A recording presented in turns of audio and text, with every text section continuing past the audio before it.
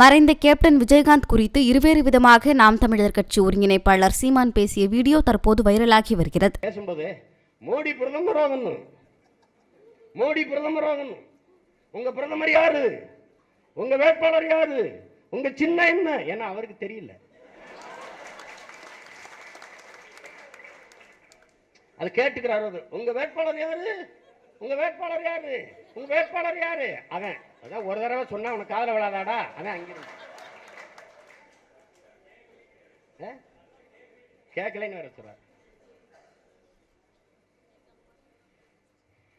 அப்ப நான் நிறுத்தி இருக்கிற வேட்பாளர் இவர், இவருக்கு இவ்வளவு தகுதி, இவ்வளவு அனுபவம் இருக்குது, இவருக்கு வாக்கு செலுத்துங்கள் என் மக்களேன்னு கேட்டா ஒரு நியாயம் இருக்கு. மோடி பிரதமர், மோடி பிரதமர்னா அவருக்கு தான் 2 தொகுதி நிற்கிறார், அங்க போடுவான்ல ஓட்டு, இங்க யாருக்கு போடுறது? அதான பிரச்சனை. அதிமுகவை நம்ம ஆதரிச்சு போறது என்பது ஒருவேளை அவங்க தேர்தல் வெற்றிக்கு பிறகு பாரதிய ஜனதாவோட போகத்தான் வாய்ப்புகள் அதிகம் இருக்கு. அதையும் நம்ம சிந்திச்சு பார்க்கணும், எதிர்கொள்ளணும். பாரதிய ஜனதாவுக்கு போனால் நிச்சயம் பெரும் புரட்சியை ஏற்படுத்த பிடல் காஸ்ட்ரோ வேற போல ஒரு புரட்சியாளர் வந்திருக்கிறார், ஐயா விஜயகாந்த் அவர்கள். இந்த நிலத்தில் எதை பற்றி அவர் கவலை இருக்குது? காவிரி ஆற்றில் தண்ணி வரலைனா, முல்லை பெரியாரில் தண்ணி வரலைனா, எந்த ஆறுல தண்ணி வரலைனா என்ன, டாஸ்மார்க் பார்ல தண்ணி வந்தா அவருக்கு போதும். வேற என்ன அவருக்கு பிரச்சனை இருக்குது? என்ன அவருக்கு பிரச்சனை இருக்குது? ஈழத்தமிழர் கண்ணீரை வைத்து சிலர் அரசியல் செய்கிறார்கள் என்று விழுப்புரம் மாநாட்டில் பேசுகிறார். யார் அந்த சிலர்? யார்? அண்ணன் வைகோவா, ஐயா நெடுமாறனா, அல்லது சீமானா? யார் ஈழத்தமிழர் கண்ணீரை வைத்து அரசியல் செய்வது? யார்? என் இன மக்கள் கண்ணீர் சிந்தினாலும் அதற்காக அரசியல் செய்ய மாட்டேன் என்று நீங்கள் சொல்லுகிற உங்களுக்கு என்ன இங்க வேலை இருக்கு?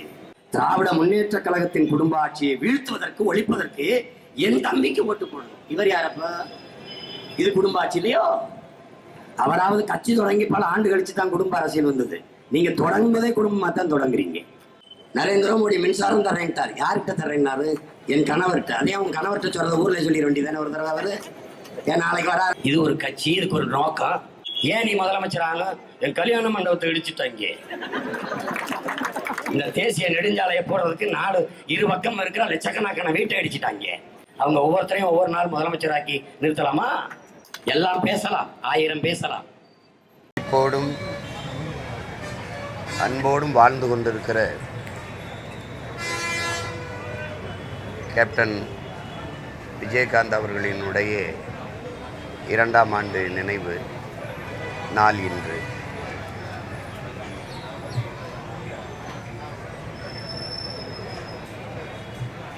ஒரு மனிதன் எப்படி வாழ்ந்தான் என்பது அவன் மறைவுக்கு பிறகு மக்களின் மனங்களில் நிலைத்து வாழ்வதை பொறுத்து தான் மதிப்பிட முடியும். நம்முடைய கேப்டன் அவர்கள் எந்த பெரிய அதிகாரத்திலும் இல்லாமல் அடித்தட்டு மக்கள், உழைக்கும் மக்களினுடைய பிள்ளைகள், படிக்க வசதியில்லாத பிள்ளைகளை எல்லாம் பல்லாயிரக்கணக்கில் படிக்க வைத்து கல்வியாளர்களாக ஆக்கிய ஒரு பெருந்தகை.